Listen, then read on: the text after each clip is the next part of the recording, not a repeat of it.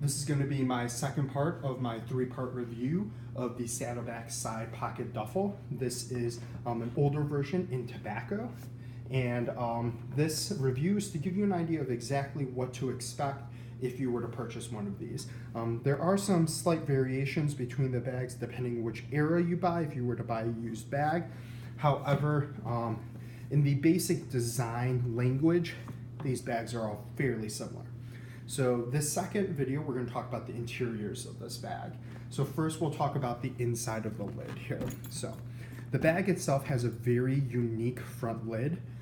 If you look here, there is a large metal piece here that is made of, I think, aluminum, like you see in a lot of their briefcases, and it corresponds to this top section here along the bag, where the handle is and where the shoulder straps strap onto, allowing you rigidity so the structure of the bag doesn't collapse while you're carrying it. The second underlying piece here, if you look, there is a less rigid, this is not metal, this is metal, this is not.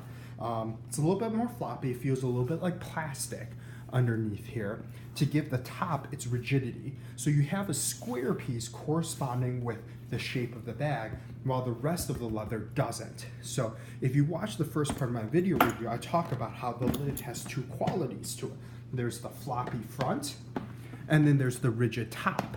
And that's how they give it those two qualities.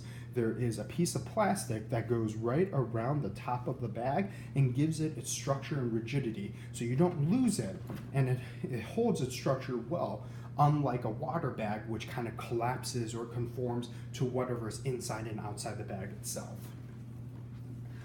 You have rivets and stitching that come through, and you have these two leather straps here that secure the side pockets of the side pocket duffel down, and they actually go through the leather itself. So if you look, it runs from the front here, goes through and out the other side. And you can actually, if you wanted to, pull it out as well and run it over the top if you were so inclined, though it appears to be designed to actually be used this way. The interior of this bag itself has several compartments. The largest is this middle compartment here, where you would traditionally put most of your clothing. It's very large, it's square, and it doesn't have a lot of depth to it. It's the way almost every other piece of luggage is designed, which allows you a lot of leeway in stacking, but not a lot of height in stacking, which means it's easy to access things at the bottom of your clothing piles. Unlike some of their other pieces of luggage in which, like the water bag, the height can get pretty ridiculously high. It means the bottom pieces that you have are very difficult to access. This wide open area here allows you to put things in. One of the biggest pieces of grief I give Saddleback in their briefcase design is the fact that when you put in a pocket, you lose what I call negative potential space. They actually did a great solution here. They made a super floppy pocket that closes down, which means if you need to throw stuff in, it opens up and you can put a lot in here. And if you don't need it, you just push it against the back and you open up that space again. You also have two side pockets along the side here for you to put little knickknacks or random little things. Those are not large pockets. And along the bottom, you have a piece of plastic lining that gives the bottom of the bag its structure. So you have plastic along the top, plastic along the bottom. The two combined give you that beautiful squared look that people like. This bag itself, with the rigidity and the structure, makes it a great bag to pack and carry things in. It makes it, because of the way the shoulder straps are designed, a difficult one to carry for a long period of time, but it is well designed in that it is very easily accessible. This back pocket here, this floppy pocket, you can use for dirty laundry as you're traveling to throw more and more laundry in here, or you can use it for, more ungainly pieces of clothing that don't seem to fit in here well. You can fold like a pair of jeans or something lengthwise and throw it in here and still have room for all the rest of your clothing. So if you have awkward sized pieces of clothing, this is a perfect place for it. Jackets, things like that don't fold well can go right here.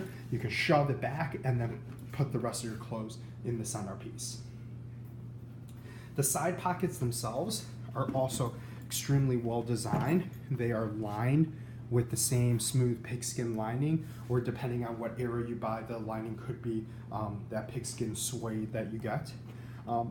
These are naturally designed to bulge out a little bit, which allows a larger pocket, because leather is pretty tough. It takes a long time for it to develop any type of give to it. So the natural design of designing it this way means that you start off with a pocket that has depth to it and that you can put things into. This pocket, the way it's also designed is it naturally bulges out towards the middle while it's flat at the ends, which means that when the lid goes down, it completely covers it. And there's no awkwardness to the shape where it's sticking out at weird angles. It complements the two very, very well and just looks very, very nice. You get two of these pockets with the same depth of the bag. These are a little bit easier to access pockets, which means that you can put things in here that you may need while you're traveling before you get to your destination.